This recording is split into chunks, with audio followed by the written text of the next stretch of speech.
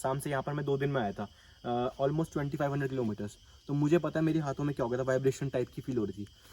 Bullet वालों को ज़्यादा पता होगा, हाँ, क्योंकि बुलेट में तो बहुत ज़्यादा होती है। तो ये मुझे ऐसा लगता है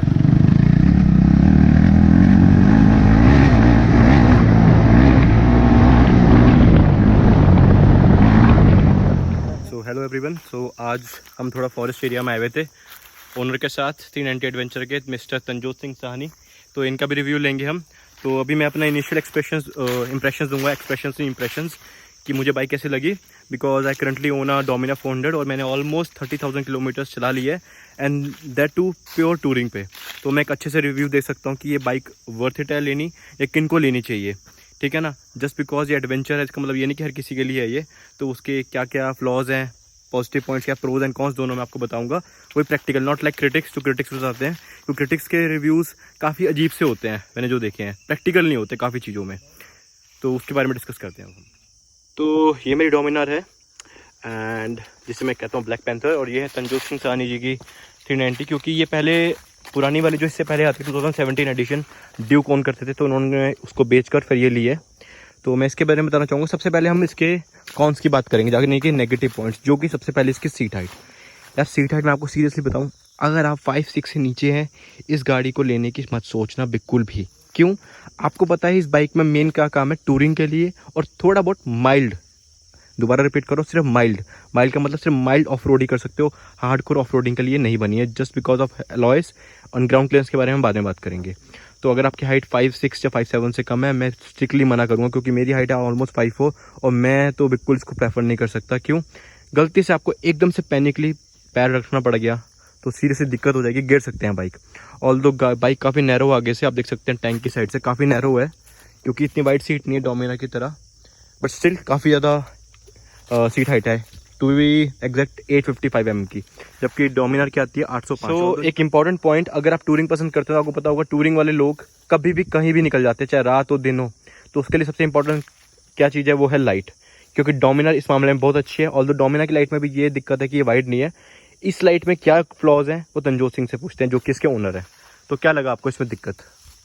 लाइट इसकी काफी वाइड है, बट प्रॉब्लम इशू है इसका इतना फोकस बीम नहीं है। बीम नहीं है, ठीक है। मतलब इंटेंसिटी ठीक है, इंटेंसिटी भी नहीं है, मतलब ठीक है, ठीक है, ठीक है। वाइड बहुत है, वाइड बहुत है, जो कि इसका फ्लॉ है, यानी कि इसका प्रो है, ठीक है। बट दूर तक भी नहीं जाती है, ना इंटेंसिटी है। तो रात को मतलब दिक्कत ही एक तरह से, ठीक है। अगर आपको टूरिंग करनी है तो एक्स्ट्रा लाइटें लगानी पड़ेगी। तो इस गाड़ी में एक और फ्लॉ जो मुझे लगा, ऑल्दो वो फ्लॉ नहीं है बहुत बड़ा, बट यार हमने इतने साल इस बाइक के लिए वेट किया, और ड्यूक 390 जो एग्जिस्टिंग आती है उससे इसकी बहुत मैसिव ग्राउंड क्लियरेंस ऊंची नहीं हुई है। अगर आप देखें पेपर में जरूर इसकी 200 mm की है, जबकि हिमालयन की 220 है, और मेरे ख्याल से एग्जिस्टिंग ड्यूक की थी 167, 30 mm का है। But at the same time speed भी उतनी बढ़ा दी। तो मुझे सीरियसली समझ नहीं आ पाया कि ये करा क्या है, क्योंकि हिमालयन की सीट हाइट है सिर्फ 800 mm और ग्राउंड क्लियरेंस इससे ज़्यादा है। तो कैसे हुआ है वो? ड्यू टू ट्रेलिस फ्रेम है और उसमें डबल करंट डाला, वो है रीज़न या क्या है? वो टेक्निकल चीज़ है, वो ज़्यादा पता होगा इंजीनियर्स को। बट स्टिल सेकंड थिंग, इसमें फ्लॉ क्या लगा, इसी के साथ इसका व्हील बेस देखो बड़ा है। व्हील बेस बड़ा होने के कारण क्या है, इसका ब्रेक इन एंगल, जिसे कहते हैं ब्रेक इन एंगल। अगर इसका टायर एग्जांपल यहाँ पर होता और ग्राउंड क्लियरेंस चाहे इतनी होती, टच नहीं हो सकती, बट व्हील बेस ज़्यादा बड़ा है तो ब्रेक इन और ग्राउंड क्लियरेंस लिमिटेड है, तो ब्रेक इन एंगल इसका लिमिटेड है। तो मुझे ऐसा लगता है कि ये अगर हम थोड़ा ज़्यादा खतरनाक ऑफ रोड करेंगे तो टच हो सकता है, ऑल्दो हुआ नहीं तंजोत का अभी तक, बट मुझे ऐसा लगता है हो सकता है ये। तो ये भी इसका एक फ्लॉ है, बहुत बड़ा नहीं, बट हाँ हम इसे फ्लॉ में गिनेंगे। तो यार इस गाड़ी में ना मैंने अभी चलाई, ज़्यादा नहीं चलाई, मैंने 15-20 किलोमीटर चलाई है, तो ये जस्ट मेरे इनिशियल इंप्रेशंस है। मैं ये नहीं कह सकता कि सीट सबके लिए होगा, बट मुझे ऐसा लग रहा है कि हाँ एटलीस्ट जिनकी हाइट थोड़ी कम है उनके लिए है। इस बाइक में ना फ़ायदा भी है, इसका नुकसान भी। वो ये है, अपने एकदम कमांडिंग पोजीशन बैठे हैं, देखो यूँ बिल्कुल अपराइट, आपको पूरा रोड दिख रहा है। बट उसका नुकसान पता है क्या है, आप गाड़ी के ना बिल्कुल ऊपर बैठे हो। इधर आना पाजी, मैं दिखाता हूँ चीज़, ये देखो मैं बाइक के बिल्कुल ऊपर बैठा हूँ, जबकि डोमिनार का देखो सीट थोड़ा अंदर को है। हिमालयन में भी आप ऐसे बैठते हैं, थोड़ा ऐसे को, इस पर आप यूँ बैठे हैं। तो जब आपकी स्पीड ज़्यादा होती है और अंडुलेशंस आते हैं तो आप बेसिकली यूँ होते हैं, तो आपको एक फीलिंग आती है कि कहीं आप पलट ना जाओ, अगर कोई हम पे जब बम्प कोई इस टाइप का आ गया। तो मुझे थोड़ा सा ये बढ़िया नहीं लगा। और साथ ही साथ इसके जो शॉकर्स हैं वो मैं ये नहीं कहूँगा बहुत ज़्यादा फ्लश हैं, जस्ट लाइक हिमालयन। उसके तो एकदम कुछ नहीं है ना, तो ऐसा लगता है कि साला कुछ सोफा टाइप है। इसके फर्म है, उसका फ़ायदा ऑल्दो ये है कि आप हाई स्पीड में रहेंगे तो गाड़ी स्टेबल रहेगी, हिमालयन नहीं रहती। बट यार थोड़े सॉफ्ट होते तो शायद अच्छा होता, स्पेशली द रेयर वन। तो ये समझो अच्छा पाजी, ये तो होगी इसकी खामियों की बात। अब आपको इसमें अच्छा क्या क्या लगा ये बताइए। सबसे बेस्ट पार्ट की बात करूं, मुझे इसकी लुक्स बहुत पसंद है यार। सीरियसली बता रहा हूँ, मुझे लुक्स इसकी बहुत ही सेक्सी लगती है। अगर सीरियसली बोलूँ, थोड़ा सा एडल्ट चीज़ में सेक्स है। सीरियसली मुझे बहुत अच्छी लगती है, स्पेशली इसकी फ्रंट की लुक और साइड का पोर्शन। रॉ फीलिंग आती है, क्योंकि इनकी जो बड़ी बड़ी बाइक्स आती हैं 1290 वगैरह, उनकी भी साला वही वाला है। मतलब कहीं ना कहीं डिज़ाइन को इन्होंने वही किया है, चाहे वो 390 है, चाहे ये वाली है एडवेंचर है, या 1290 है, 790 है, सबका लुक का वो। तो इसका बेस्ट पार्ट जो मुझे लगा ये। सेकंड जो मुझे सबसे अच्छी बात लगी वो है इसका इंजन का फ़ायदा क्या है। ऑल्दो इसका वीक बॉटम एंड है, मतलब नीचे टॉर्क इतना नहीं है, बट फ़ायदा क्या है, इसकी मिड रेंज बहुत ही अच्छी है। ऑल्दो हमने तंजोर और मैंने रेस भी करी थोड़ी बहुत इसमें, ऑल्दो वो पूरा जेन्युइन नहीं कहूँगा, बट हाँ 90-100 तक ऑलमोस्ट डोमिना इसके बराबर रही, पुरानी वाले वर्जन की बात करो, नॉट 2019 वन डोमिना। बट उसके बाद ये बाइक जहाँ 6-7 हज़ार में पहुँचती है RPM पे, क्लीनली पुल करती है। उसके बाद इसका टॉप एंड मुझे अच्छा लगा, टॉप एंड और मिड रेंज। और सबसे बड़ी बात, इसकी स्मूथनेस बहुत ज़्यादा है, क्योंकि तंजोर मेरी बाइक चला रहा था, उसको पता है इसमें वाइब्रेशन कितनी, टैंकी हिल रही थी ना, ठीक है। जबकि इस बाइक में मैं 125 तक गया और लिटरली कोई वाइब्रेशन नहीं थी। ऑल्दो मैंने ग्लव्स पहने हुए थे, अगर है भी तो बहुत ही कम है, तो आप इजीली अवॉइड कर सकते हो। क्योंकि डोमिनार में ये फ्लॉ, अगर आप ज़्यादा किलोमीटर रन करते हैं, जैसे मैंने 1000 किलोमीटर असम से यहाँ पर मैं 2 दिन में आया था, ऑलमोस्ट 2500 किलोमीटर्स, तो मुझे पता है मेरे हाथों में क्या हो गया था, वाइब्रेशन टाइप की फील हो रही थी। बुलेट वालों को ज़्यादा पता होगा, क्योंकि बुलेट में तो बहुत ज़्यादा होती है। तो ये मुझे ऐसा लगता है इसमें फैटिक जल्दी नहीं होगा, क्योंकि वाइब्रेशन ही नहीं है इंजन में इतनी ज़्यादा। तो यार इस बाइक में सबसे अच्छी बात है कि चलेगी मुझे, जो ये कूलेंट की प्लेसमेंट करी है ना, ये कूलेंट का जो टैंकी सी है, बहुत ही सेफ जगह पे। क्योंकि ये वाली जो पोजीशन होती है प्रोन होती है थोड़ा डैमेज के, क्योंकि अगर कोई पेबल्स वगैरह टायर से निकला तो बच सकता है। तो ये बड़ी अच्छी प्लेसमेंट लगी मुझे इसकी। सेकंड थिंग, इसमें ये जो फुट रेस्ट वगैरह दिए हैं, ये देखो बहुत ही रोबस्ट है, अगर बाइक फॉल होती है कोई इशू नहीं। सेकंड थिंग, जो कंपनी फिटेड ये आता है इसका क्रैश गार्ड, मुझे पर्सनली बहुत अच्छा लगा। ऑल्दो जाना वाले जो और कंपनीज बनाएगी, बट ये मोर देन इनफ लगा मुझे, क्योंकि ये सीरियसली गाड़ी का सारा ट्रोल ले सकता है अगर आप गिरते हैं। और ये फुट रेस्ट बहुत ही सही। सेकंड थिंग ये देखो, क्योंकि अगर किसी को पता हो KTM ओन करता है, ये एलॉय का बना होता है, ये 700-800 रुपये का एक है। तो जहाँ टूटता कहाँ से ज़्यादातर यहाँ से, तो ये फोल्डेबल है, तो जर्ज को ये वो कर लेगा। और यही एक रीज़न है कि यार हिमालयन इतनी सस्ती है और इतनी महंगी है, क्योंकि ये छोटी छोटी चीज़ें होती हैं, इनमें इंजीनियरिंग R&D लगती है, यही पैसा लगता है, और यही KTM ब्रांड है ऑल अबाउट। तो इस गाड़ी का सबसे बड़ा हाईलाइट जो सबको पता है, ये वीडियो गेम, जिसे हम TFT डिस्प्ले कहते हैं मोटरसाइकिल की भाषा में। तो इसमें बहुत सारे फीचर्स हैं, चंदू थोड़ा टॉगल करके दिखाना। ये देखो मोटरसाइकिल के अंदर जा सकते हैं हम, काफ़ी सारे हैं, KTM my ride, audio, navigation, pairing, Bluetooth से पेयर हो सकता है, बहुत ही अच्छा फीचर लगा मुझे ये पर्सनली। और ये ट्रिप 1 ट्रिप 2, और नीचे जाते हैं हम मोटरसाइकिल में ABS भी बेसिकली आप अपने अकॉर्डिंग कर सकते हैं। ट्रैक्शन कंट्रोल, MTC का मतलब ट्रैक्शन कंट्रोल है, मोटरसाइकिल ट्रैक्शन कंट्रोल, ठीक है। तो बेसिकली बाय डिफ़ॉल्ट ये ऑन ही रहता है, बट आप इसको चेंज कर सकते हैं। बट जितनी बार बाइक आपकी बंद होगी वो डिफ़ॉल्ट सेटिंग पे आ जाएगा। सेकंड थिंग, इसमें ABS भी आप कंट्रोल कर सकते हो, सुपर मोटो मोड भी है, क्विक शिफ्टर भी है। इसमें क्या चीज़ है, जो क्लचलेस गियर नहीं, वो तो अगर मतलब सेटिंग में क्या है, इसमें ऑन ऑफ, अच्छा, ये भी कर सकते हैं। ये काफ़ी अच्छा फीचर है। बाकी आपको पता ही है, इसमें प्रॉपर ये आपका RPM का आ गया, फ्यूल का आ गया, टेम्परेचर का आ गया, सारा सब कुछ है इसमें ऑलमोस्ट। साथ में इसमें गियर पोजीशन इंडिकेटर, ये तो बेसिक चीज़ें देते हैं, बट ये जो चीज़ें हैं ना, ये सीरियसली बहुत सही है।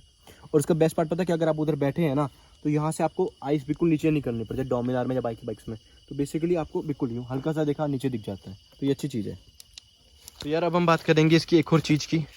पहले आप इसका ब्रांडिंग पढ़ लो, WP एपेक्स कह लो, जो मर्जी कर लो, पेंट वाला एपेक्स नहीं है ये, तो इनका अपना वो सब ब्रांड होगा जो भी होगा। सस्पेंशन ट्रैवल मेरे ख्याल से नियर अबाउट फ्रंट का है 170 mm, बट काफ़ी लोग बोलते हैं यार हिमालयन का ज़्यादा है, हिमालयन बेटर। अरे नहीं, ऐसा नहीं होता, it depends upon the quality of suspension. WP world में 1 of the best off roading के सस्पेंशन बनाता है, और KTM को अगर पता होगा कि रैली वगैरह सब में नंबर 1 बेंचमार्क मानी जाती है इनकी बाइक्स। तो ये सस्पेंशन लिटरली बहुत अच्छे हैं। क्यों, बहुत ज़्यादा कुछ नहीं है, वो इसका एक फ्लॉ भी है, प्रो भी है, डिपेंडिंग अपॉन कि आपको क्या चाहिए। तो मुझे पर्सनली कुछ जगह पे बेकार लगा, बट हाई स्पीड में मुझे अच्छा लग रहा था। सेकंड थिंग, ये ओपन कार्ट्रिज सिस्टम है, तो डैम्पिंग रिपॉन्ड दोनों के लिए है ये। बाकी रिफ्लेक्टर्स वगैरह भी लगे हुए हैं, और पीछे भी WP का एपेक्स है, ऑल्दो आप इसको प्रीलोड वगैरह के लिए चेंज कर सकते हो। और अब हम आते हैं इसके पीछे आते हैं, तो हमें लिखते हैं टायर इसके बेसिकली ऑफ रोड है, मुझे पर्सनली बहुत अच्छे लगे। क्रिटिक्स का रिव्यू था कि अच्छे नहीं है, बट पर्सनली मुझे भी बहुत अच्छे लगे। ऑल्दो कीचड़ पे उतना अच्छा फीडबैक किसी भी टायर का नहीं आ पाता, बट अगर आप नॉर्मल ऑफ रोड वगैरह कर रहे हैं, पत्थर वगैरह, तो काफ़ी अच्छा फीडबैक लगा मुझे। So now coming to another pro which is the brakes. तो ब्रेक्स आपको पता होगा जब से सेकंड जनरेशन आपकी ड्यूक 390 आई थी तब से बहुत अच्छी हो गई है। सिंटेड डिस्क पैड लगे हुए हैं, डिस्क पैड लगे हुए हैं इसमें, तो काफ़ी अच्छी बाइट है इसकी। और बाइट ऐसी भी नहीं है कि आपको डरा दे, बट बेकार भी डोमिनर की तरह नहीं है और पुरानी 390 उनके बीच की लगी मुझे पर्सनली, तो काफ़ी अच्छा फीडबैक लगा मुझे इन चीज़ों का भी। बाकी सबको पता ही है एक और इसका positive cheese quick shifter, but ये असली में वर्क करता है 4000 RPM के ऊपर करता है मैंने देखा। ऑल्दो बहुत अच्छा फीचर नहीं है, मैं ये नहीं कह सकता बहुत ज़्यादा, क्योंकि आप इसमें रेसिंग तो करेंगे नहीं, रेसिंग करने लिए बाइक बनी भी नहीं है ये, ठीक है ना। तो मैं एक चीज़ के बारे में तंजोत सिंह जी से पूछना चाहूँगा, यार पाजी मुझे बताओ इसकी रेंज क्या है? इसकी रेंज भैया 280 से 300 के आसपास है। इजीली आ जाएगी, आप जैसे मर्जी चलाओ। हाँ जी, जैसे मर्जी चलाओ, क्योंकि टैंकी है इसकी ऑलमोस्ट 14.5 लीटर्स की, और इनके पास पहले ड्यूक रह चुकी है 390 और 1.5 साल ओन करी है, जो इससे पहले वाली आती थी, not the old Duke 390 but जो अच्छी वाली थी, अच्छी वाली यानी कि लुक्स वगैरह में 2017 model exactly to be precise. तो रेंज मुझे भी इसकी काफ़ी अच्छी लगी, और मैंने जो माइलेज देखी आराम से इसकी इजीली 30 पहुंच जाती है। मुझे तो लग रहा है डोमिनर से अच्छी माइलेज इसकी है। तो ये है कि उसके कारण साथ में इसका 14.5 लीटर का टैंक है, तो रेंज का मतलब बेसिकली टैंकी फुल करा के आप कितना चल सकते हैं। 2.5 लीटर आपको रखना पड़ता है क्योंकि फ्यूल इंजेक्टेड बाइक है, तो मतलब 12 लीटर की अगर टैंकी आप यूजेबल रखते हैं 30 की माइलेज से कर लो 350 का, और हम रफ भी चलाते हैं तो 300 तो मिनिमम रेंज आएगी ही आएगी, तो काफ़ी सही चीज़ है इसकी।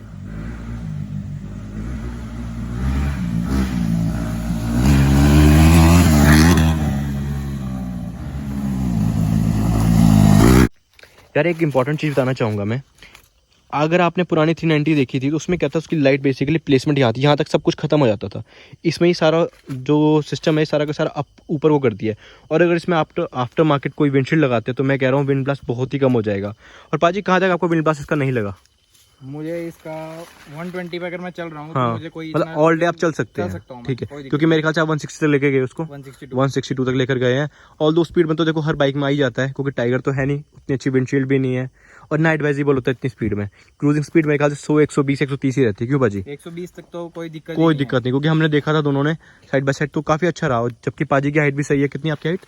5'7". तो आपको अभी सीट से तो नहीं लगा कोई दिक्कत इसकी? नहीं, मुझे कोई दिक्कत नहीं, बिल्कुल भी नहीं दिक्कत आई। मतलब कहने का मतलब अगर आप 5'6" या 5'5" हैं या उससे नीचे हैं तो मैं तो रिकमेंड नहीं करूँगा, at least from my point of view. Sorry, इसका रेडिएटर बेसिकली ड्यूल है, इसमें रेडिएटर सॉरी एक ही है, फैन दो हैं, एक फैन इसका इधर है, एक फैन इधर है, तो कूलिंग इतनी इफेक्टिव है ना, क्योंकि पुरानी 390 जितनी भी रही है सबका एक फ्लॉ रहा है कि यार वो पैरों पे हवा मारती है गर्म, ये वो। क्यों भाजी आपका क्या रिव्यू रहा? हाँ जी, पहले वाली जो 390 थी उसमें बहुत ज़्यादा इशू आता था कि इस जगह पे बहुत हीट आती थी। इसका ये इन्होंने कर दिया कि हीट सारी आगे से ही निकल जाती है, और सेकंड थिंग बिल्कुल सही, और साथ में मेरे ख्याल से रेडिएटर ऑन भी इसका बहुत कम होता है, अगर होता है तो बहुत जल्दी शांत भी हो जाता है। क्यों? पता भी नहीं चलता।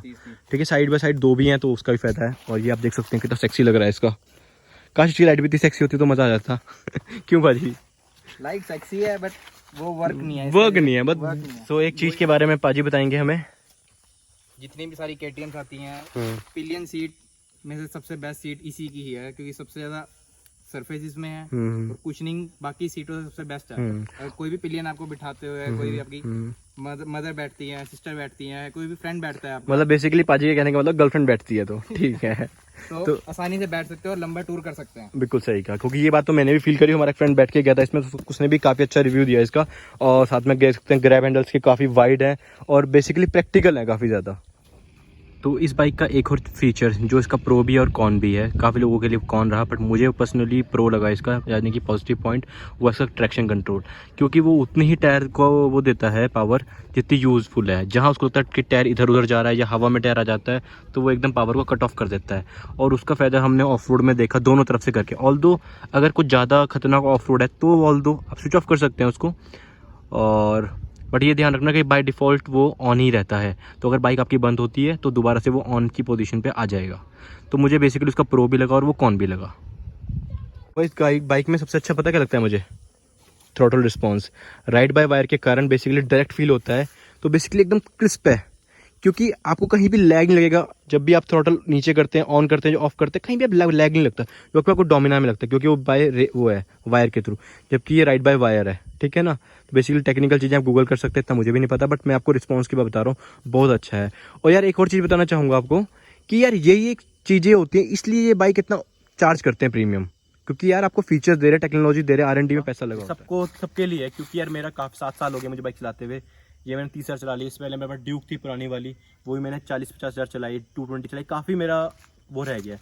मैं ये नहीं कह रहा कि मेरे से बड़े बड़े दिग्गज बंदे हैं जो बहुत घूमे हुए हैं, बट स्टिल मैं अपना बताना चाहूँगा यार, अगर कोई बाइक में ना कोई ब्रांड पैसा ले रहा है ना, I am not talking about the BMW और डुकाटी ब्रांड्स, मैं नॉर्मल जैपनीज ब्रांड जो हमारे 3-4 लाख में आते हैं, तो वो प्रीमियम चार्ज करते हैं ना, तो अपनी टेक्नोलॉजी, अपनी रिलायबिलिटी और इन सब चीज़ों के लिए करते हैं। सबसे इम्पोर्टेंट आपको एक दिखाता एग्जाम्पल, आप इसका स्विंग आर्म देखें, 125 ड्यूक से लेकर 1290 तक सेम स्विंग आर्म यूज़ होता है। ये एल्यूमिनियम का बहुत लाइट वेट है, जबकि इसमें कौन सा लगा हुआ है, स्टील प्रेस, और ये काफ़ी भारी है।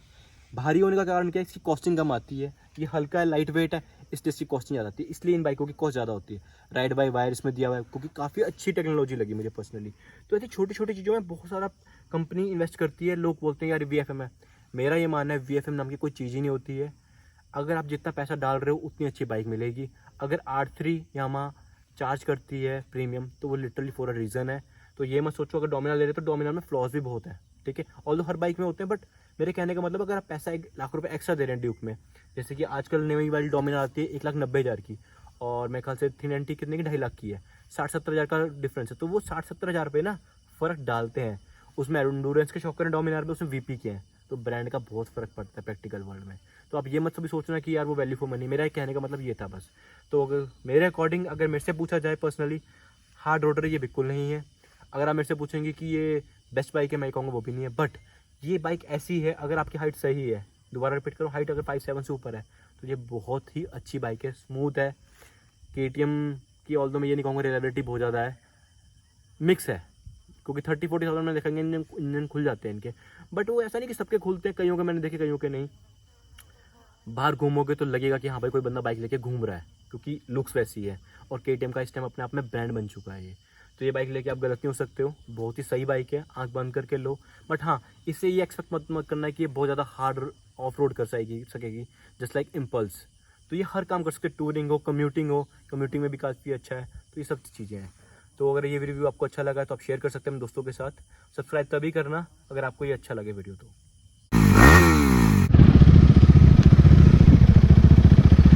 तो पाजी अपनी गाड़ी में ट्रैक्शन कंट्रोल ऑफ कर रहे हैं। चलो